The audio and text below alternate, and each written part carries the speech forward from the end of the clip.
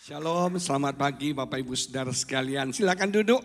Jemaat BMC yang diberkati Tuhan, yang mengikuti ibadah secara online maupun secara onsite. Senang kita bisa berjumpa lagi di Philadelphia pada hari ini. Terima kasih Pastor Lukas, Pastor Shirley untuk kesempatan yang diberikan. Selama beberapa tahun saya khotbah di sini, Pak Lukas nggak pernah ada. Puji Tuhan hari ini bisa ketemu langsung live dengan Bapak Gembala yang kita cintai. I love you Pak. Tuhan memberkati, puji Tuhan. Pada hari ini saya mau sharing dari kitab Ayub saudara. Pasal yang ke-7 ayat 17 dan 18. Tapi sebelumnya saya mau cerita. Ketika saya mendarat di New York saudara, Pak Yongki menjemput saya. Dia bercerita bahwa Amerika sedang mengalami inflasi. Bukan cuma Amerika, Indonesia dan mungkin seluruh dunia sedang mengalami inflasi. Harga-harga barang-barang itu naik saudara. Pak Yongki cerita karena kami ini masih cinta beras saudara. Kami sangat suka dengan nasi. Dia berkata di rumahnya selama ini gak ada nasi, gak ada beras. Jadi karena kami datang dia terpaksa beli nasi, beli beras. Dia bilang dulunya saudara harga beras itu $19 satu karung. Tapi sekarang sudah naik jadi $32. Kemarin saya ketemu lagi teman, dia cerita kalau harga bensin di sini naik saudara. Kemarin saya datang harga bensin $3 sekian, sekarang udah $4 sekian. Di California sudah $7 saudara. Harga barang-barang naik. Seorang teman dia ada bisnis elektrik, dia cerita harga kabel itu sekarang naik. Yang tadinya $69 sekarang sudah $140. Saudara nggak usah khawatir, harga barang-barang naik, tapi berkat Tuhan selalu turun bagi setiap kita. Harga barang boleh naik, tapi berkat Tuhan selalu turun bagi setiap kita. Terima berkat Tuhan, terima berkat Tuhan yang dicurahkan bagi kita. Mari kita baca Ayub 7 ayat 17 dan 18 yang menulis demikian. Apakah gerangan manusia sehingga dia kau anggap agung dan kau perhatikan dan kau datangi setiap pagi dan kau uji setiap saat. Ini ayat merupakan keluhan Ayub kepada Tuhan. Karena begitu berat penderitaan yang dia alami. Tapi dalam ayat ini ada 4 kebenaran yang kita harus mengerti saudara. Sebagai manusia kita sedang mengalami krisis identitas. Ada banyak orang tidak tahu siapa dirinya yang sesungguhnya. Iblis berusaha saudara merusak image kita, merusak identitas kita. Tapi kebenaran ini mengubah hidup saya dan saya percaya kebenarannya akan mengubah hidup setiap kita. Jemaat yang mengikuti ibadah secara online maupun secara onsite. Yang pertama dikatakan apakah gerangan manusia sehingga dia kau anggap agung. Dalam terjemahan bahasa Inggris bagus banget. Why are people so important to you? Ada satu kebenaran pertama yang saya mau sampaikan kepada saudara. Bahwa Anda itu penting di mata Tuhan. Anda itu berharga di mata Tuhan. Anda itu spesial di mata Tuhan saudara sekalian. Manusia sekarang haus dengan approval. Kita butuh orang menghargai kita. Kita butuh orang mengapprove kita. Kita berusaha menyenangkan semua orang. Saudara perhatikan, kitab Amsal katakan ketika kita berusaha menyukakan semua orang, maka kita terjebak dalam perangkap saudara sekalian. Kita harus sadar ada orang yang cinta kita, ada orang yang benci kita. Ada orang yang tidak suka kita, ada orang yang suka kita. Ada orang yang mensupport kita, ada juga orang yang berusaha menghancurkan hidup kita. Tapi itu gak penting saudara sekalian. Kita tidak butuh approve. Iblis selalu menggoda kita untuk kita membuktikan siapa diri kita. Dia berkata kepada Yesus, jikalau engkau anak Allah, lakukan ini, lakukan itu, lakukan ini. Saudara sekalian, dia berusaha meragukan identitas kita.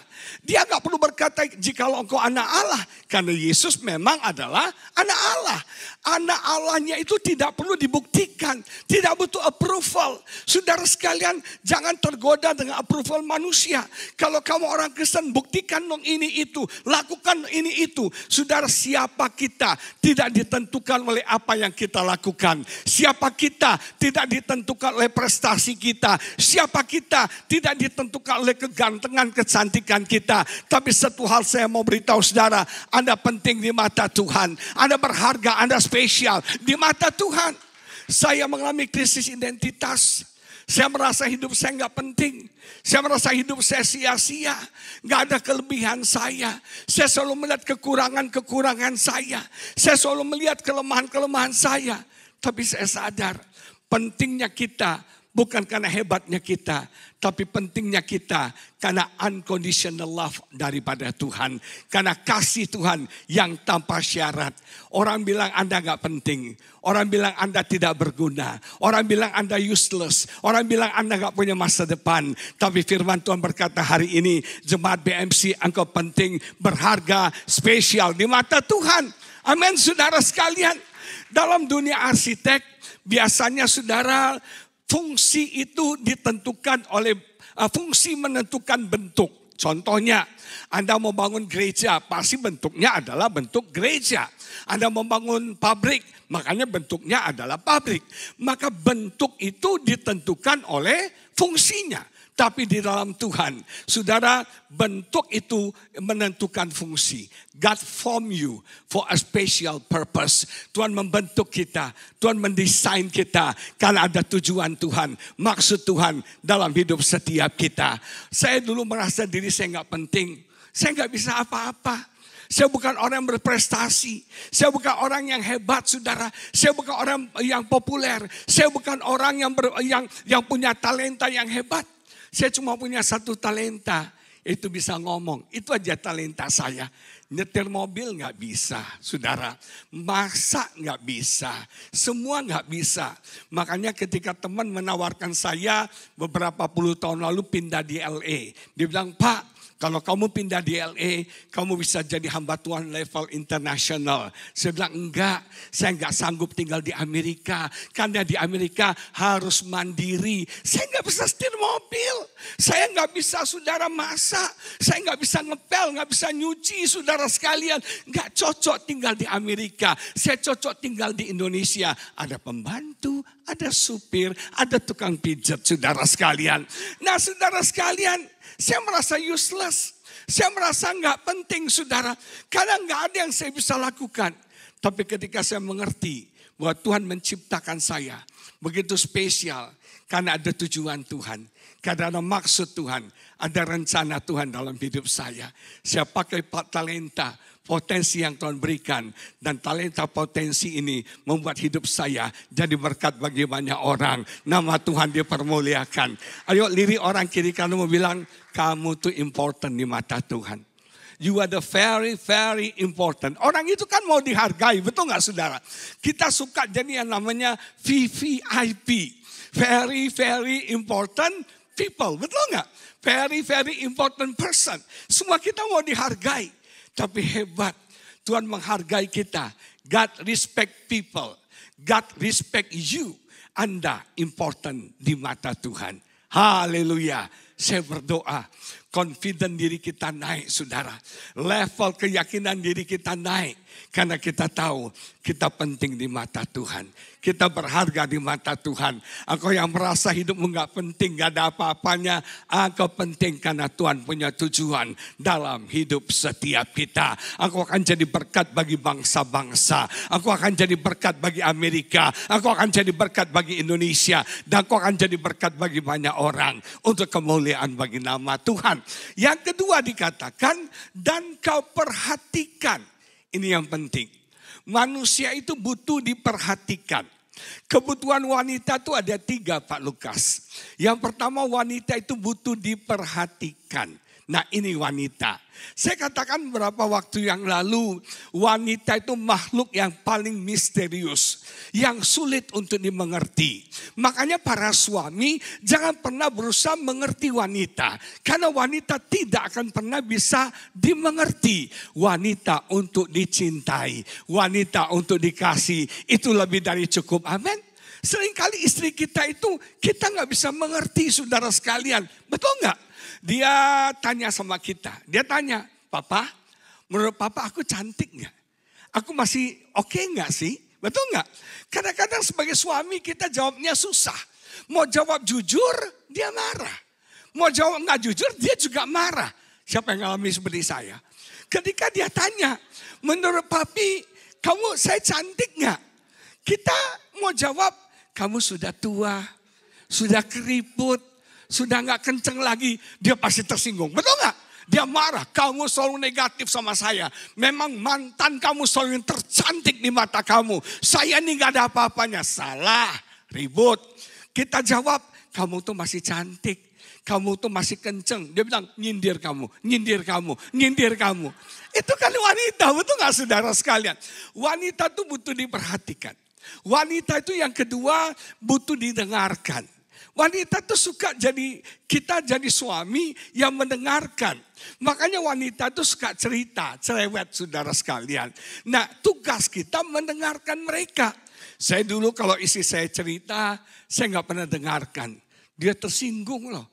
Dia marah saudara. Jadi sekarang saya bertobat. Kalau dia cerita saya dengerin saudara. Kadang-kadang dia ngomong saya lagi gak konsen. Marah loh dia. Kamu ini ya kalau istri ngomong gak pernah didengerin. Sekarang kalau dia ngomong saya pelototin saudara. Saya dengerin saudara sekalian. Saya pelototin saya dengerin. Sudah dia ngomong puas saya bilang kamu ngerti gak? Enggak saya bilang saudara. Tapi mereka butuh diperhatikan. Dalam terjemahan bahasa Inggris bagus sekali. Why pay attention to what they do? Amin. Tuhan pay attention loh. Untuk apa yang sedang kau kerjakan. Mungkin itu small details. Hal yang kecil. Hal yang sederhana. Tapi Tuhan perhatian bagi setiap kita. Tuhan perhatikan Anda. Terus dikatakan lagi, kau datangi setiap pagi. Haleluya. Nah saudara dalam yang poin kedua tadi, dalam bahasa Inggrisnya bagus lagi dikatakan, you set your heart on him. Haleluya. Tuhan set his heart on you saudara. Tuhan cinta engkau. Tuhan mengasihi engkau. Tuhan sayang engkau. Hati Tuhan ada padamu. Amin. Siapa pernah jatuh cinta? Jatuh cinta berjuta rasanya. Dipandang dibelai amboi rasanya. Betul gak saudara? Nah saudara sekalian. Tuhan itu jatuh cinta sama kita. Hati Tuhan lihat kita tuh berdebar-debar.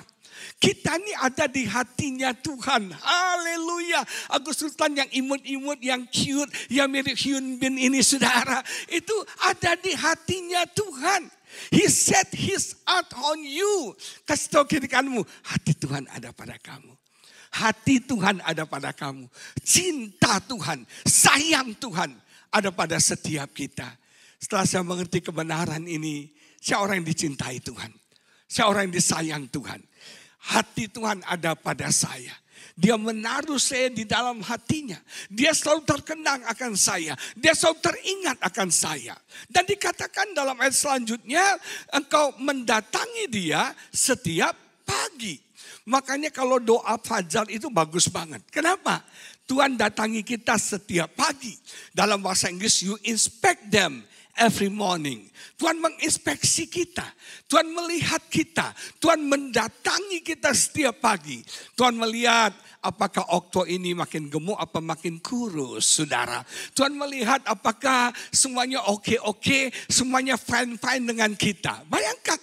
Orang tua kan biasanya malam sebelum tidur dia lihat anaknya udah tidur belum atau lagi main game saudara. Suruh tidur, dipeluk, dicium, terus didoakan baru anaknya tidur. Tuhan itu setiap pagi mendatangi kita. Setiap pagi dia melihat kita. Dia lihat nih Agus Sultan hari ini butuh apa. Agus Sultan hari ini apa yang dia perlukan. Dan Tuhan sediakan yang terbaik bagi orang yang dicintai. Yang dikasihinya. Yang keempat dikatakan kau uji setiap saat. You test them every minute. You test them every moment. Ini penting nih. Tuhan tidak cuma saudara sekalian menganggap kita penting. Tuhan tidak cuma pay attention, memperhatikan kita. Tuhan tidak cuma mendatangi kita setiap pagi. Tapi Tuhan juga menguji kita setiap menit. Tuhan menguji kita setiap saat. Tuhan menguji hati kita. Tuhan menguji iman kita.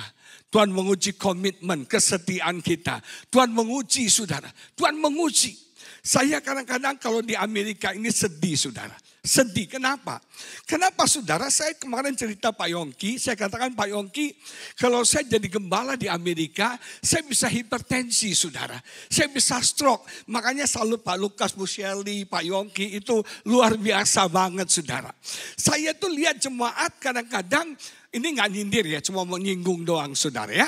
Saya ngelihat tuh ya, jemaat itu rela nggak ke gereja, hanya gara-gara kerja. Kalau Tuhan uji hidup kita, pilih dolar atau pilih kesetiaan dengan Tuhan, Anda pilih apa? Yang benar, Tuhan. Nyatanya kerja hari Minggu, betul nggak? Nyatanya kerja ke gereja gara-gara ada maraton hari Minggu saudara. Jemaat yang diberkati Tuhan. Tuhan uji lo komitmen kita. Tuhan uji lo kesetiaan kita. Di dalam tekanan hidup kita. Dalam masalah kita. Tuhan sedang menguji kita. Tuhan menguji hati kita. Tuhan menguji iman kita. Tuhan menguji hidup kita.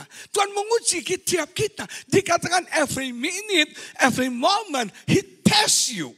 Nah, saya mau masuk lebih dalam lagi. Bagaimana sih caranya Tuhan menguji kita? Tentu saja ada banyak cara. Mari kita baca saudara sekalian dari Yakobus pasal yang pertama.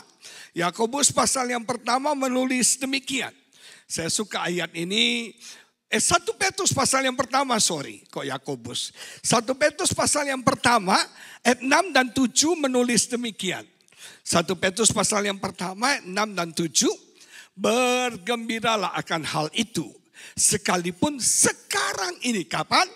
Sekarang. Kasih tahu kiri kananmu, now. Sekarang. Kapan? Sekarang.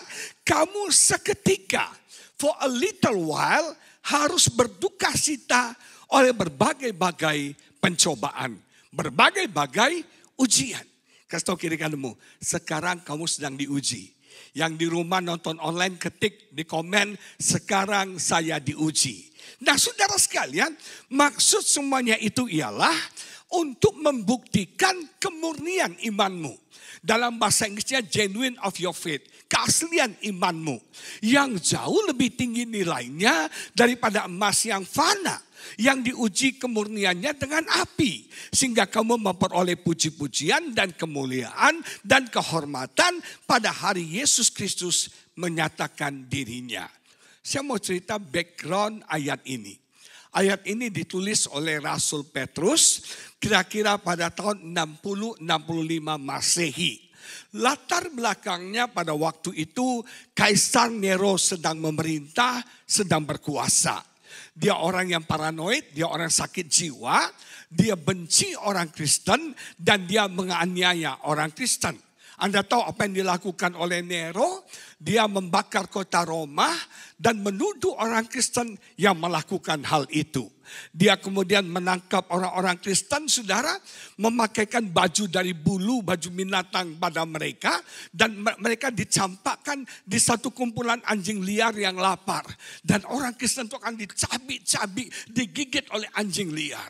Dia menangkap orang Kristen, kemudian saudara, dia merendam orang Kristen dalam lilin. Dan ketika selesai direndam, dia nyalakan sumbunya. Jadi orang Kristen akan mati pelan-pelan terbakar. Itu aniaya yang dilakukan oleh Nero yang begitu benci kepada orang Kristen.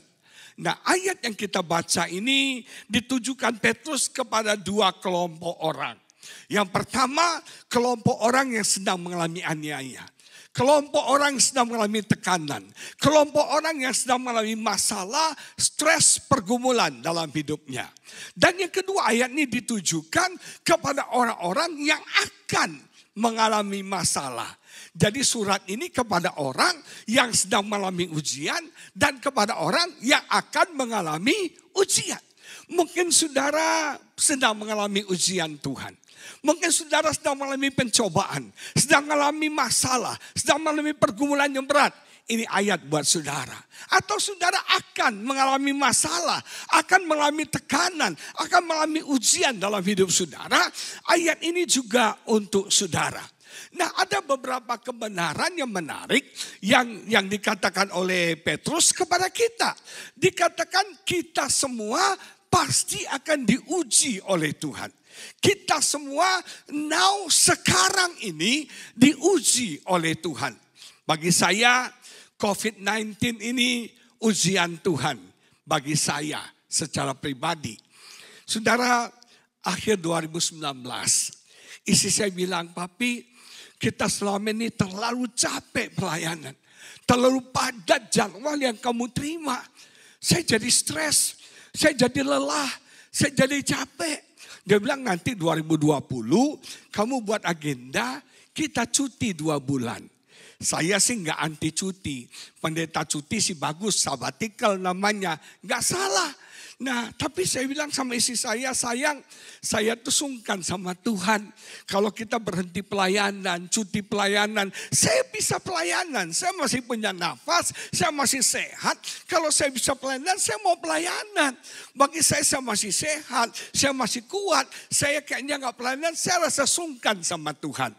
Ini aja sayang, saya bilang kita ini aja batasi aja. Pelayanan tahun 2020 lebih longgar supaya kita nggak terlalu kejar setoran. Tapi Tuhan baik. Tuhan dengar doa istri saya. Tuhan cutikan saya 2 tahun saudara sekalian. Nggak ada pelayanan. Istri saya happy banget tapi juga stres juga saudara. Nah jemaat yang diberkati bagi saya pandemi ini adalah ujian Tuhan buat saya. Ujian iman saya. Saudara sekalian, saya selama ini sangat bergantung dari pelayanan. Saya berpikir pelayanan sumber penghasilan saya. Pelayanan sumber berkat saya. Semakin banyak saya pelayanan, semakin banyak hepeng, cien, fulus, berkat saya terima. Saya kejar itu pelayanan. Pelayanan besar, kecil, di mana-mana saya terima. Saya berpikir hidup saya dari pelayanan. Saya hidup dari pelayanan. Tapi Tuhan sadarkan kepada saya tidak hidup dari pelayanan. Tapi saya hidup dari Bapa di surga yang pelihara hidup saya. Dari Bapa di surga yang mencukupkan semua yang saya perlukan dalam hidup saya. Luar biasa sekali saudara. 2 tahun gereja tutup. Saya boleh dibilang hanya beberapa online. Sepertinya tidak ada income. Tapi Bapa pelihara, Bapa berkati dengan luar biasa, dengan berlimpah-limpah. Di awal pandemi saya beli mobil, saudara. Saya ganti mobil, mobilnya cukup mewah. Sorry ya, saya buka airnya sebentar ya.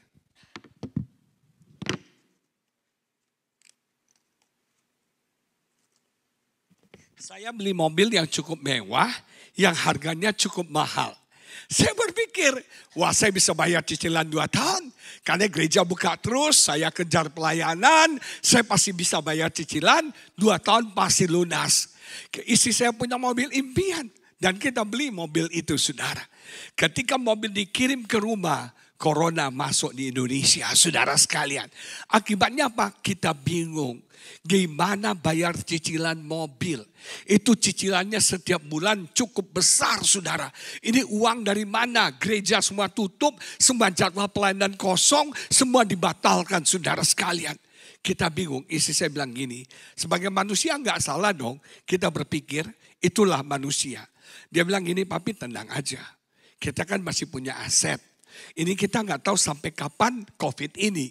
Sampai nggak ada duit, kita jual mobil yang pertama." Kita punya 2 mobil. Kita jual mobil yang pertama ini, kalau sampai nggak bisa lagi, jual mobil yang kedua. Kalau sampai nggak cukup lagi, jual rumah, kita beli apartemen kecil aja. Kita semua berdua. Sampai nggak bisa lagi, kita pulang ke Nias. Itu pikiran yang terburuk dari manusia. Tapi kita punya Tuhan yang dahsyat. Tuhan yang besar, Tuhan yang luar biasa. Tidak ada satupun yang terjual saudara. Bahkan Tuhan memberkati luar biasa. Yang hebatnya lagi, saya berpikir cicilan mobil akan lunas 2 tahun lagi. Ini pandemi, gimana bayarnya?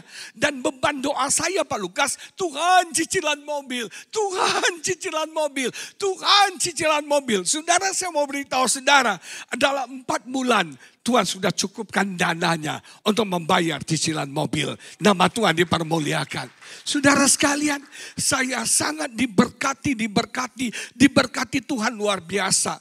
Makanya ketika pandemi ini berkurang, saya gak sedih saudara. Kenapa? Saya sangat diberkati di masa pandemi ini saudara sekalian. Luar biasa berkat Tuhan. Luar biasa, luar biasa, luar biasa, luar biasa, luar biasa. Nah saudara sekalian, Apapun pencobaan yang sedang kau alami. Apapun masalah yang kau sedang alami. Ingat itu cuma seketika. Cuma for a little while. Amin. Cuma sementara. Cuma seketika. Badai itu tidak selama-lamanya. Goncangan itu tidak selama-lamanya. Hanya sementara. Hanya seketika saudara. Hanya sebentar saudara sekalian. Makanya Alkitab berkata kamu harus bergembira. Memang ketika kita mengalami masalah kita masih berduka cita lah. Saya stres ketika di awal pandemi. 3 bulan pertama gak pelayanan. Stres berat saudara. Isi saya sampai gatel-gatel dari ujung rambut sampai telapak kaki. Tiba-tiba matanya jadi merah. Dokter bilang karena stres saudara. Gak ada kerjaan cuma nonton di TV. Hari ini 100, besok 130 orang. Oh sampai 1000, 2000. Stres saudara sekalian. Ada banyak orang yang stres yang tidak ada kegiatan. Saya stres saudara kenapa? Bukan soal uang. Saya stres karena gak ketemu orang. Biasanya kan setiap hari ketemu orang. Ngopi, makan, ngobrol. Kita diskusi, kita sharing. Kita layani orang. Biasa tiap hari ketemu orang cipika-cipiki. Hahaha, hihi saudara. Sekarang lockdown. Tutup. Saya gak berani keluar rumah. Saya ada diabetes. Saya ada ginjal. Saya ada hipertensi. Istri saya bilang, kalau kamu keluar rumah, saya kurung kamu di kamar mandi katanya. Tega banget ya. Nah cuma yang diberkati Tuhan. Saya gak berani keluar rumah. Stres banget. Karena kan virus ini asing. Virus ini sesuatu yang baru yang kita tidak tahu sebelumnya.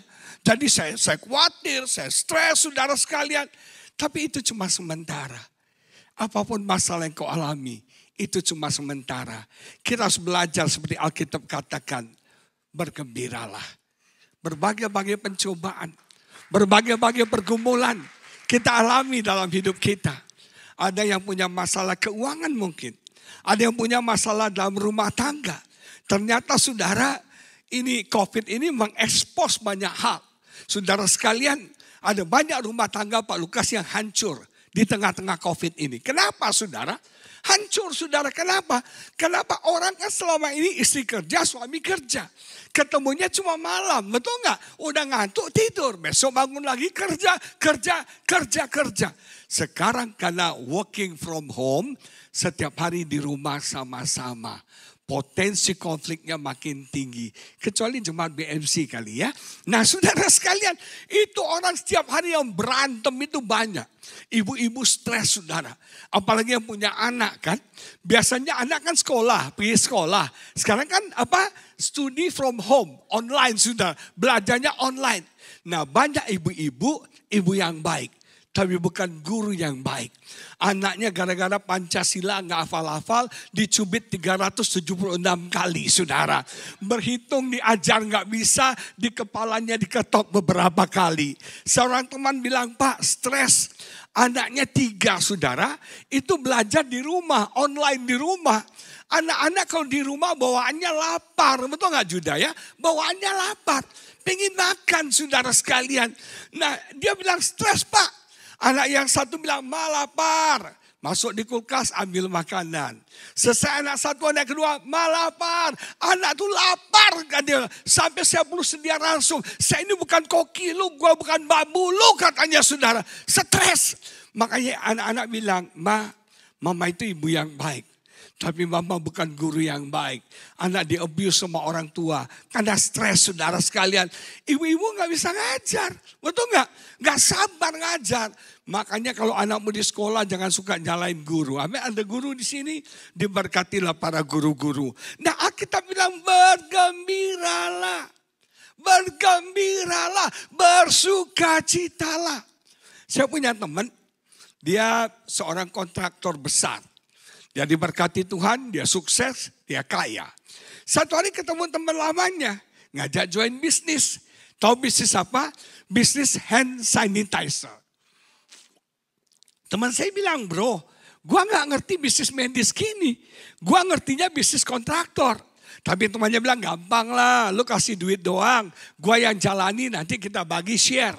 Oke, teman saya supply uang. Temannya minta uang, dia kasih. Minta uang, dikasih. Tapi akhirnya dia kaget. Kenapa? Supplier nagih uang. Kok supplier nagih uang? Kan uang udah dikasih ke temannya. Kok sekarang supplier nagih? Ketahuan temannya ngejia uang itu, saudara. Temannya korupsi uang itu. Sehingga akhirnya teman saya marah besar, ketahuan kecurangan temannya. Terbongkar, mereka ribut, saudara. Akhirnya ambil jalan tengah, teman saya beli ini perusahaan. Dikasih uang kerugian temannya, dia ambil nih perusahaan. Dia bilang, Tuhan, ini buat apa perusahaan hand sanitizer? Saya kan gak ngerti bisnis beginian. Kalau kontraktor itu bagian saya. Ini saya gak ngerti. Apa maksudnya Tuhan? Tapi dia bilang, ya sudahlah. Kalau Tuhan kasih saya jalani aja. Saya bersyukur aja. Saya bersuka cita aja. Tapi Tuhan itu baik luar biasa, saudara.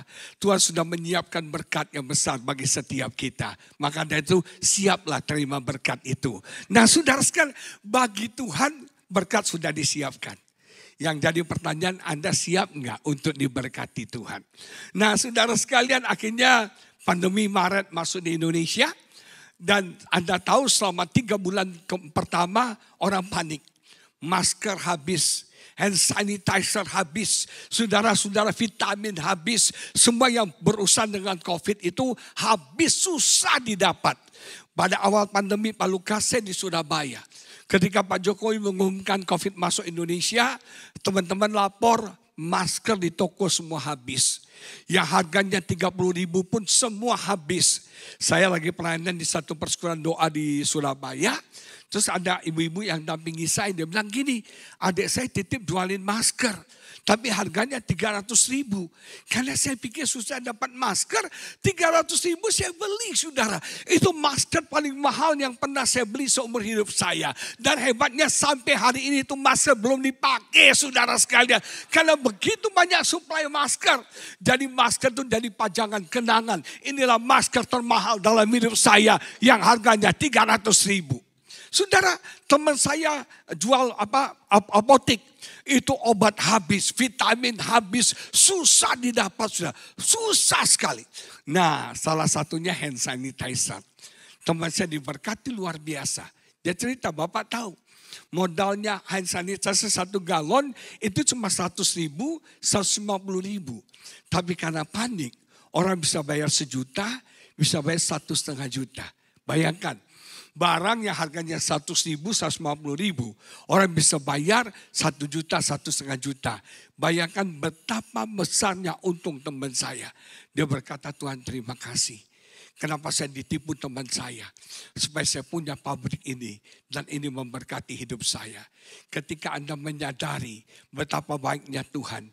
Anda akan bisa bersyukur. Ketika orang hianati Anda. Ketika orang bully Anda. Ketika orang fitnah Anda. Ketika orang melihat buruk kepada Anda.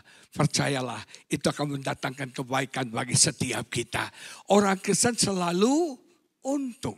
Nah, teman saya setelah dia diberkati, dia ingat kepada teman yang sudah mengkhianati dia.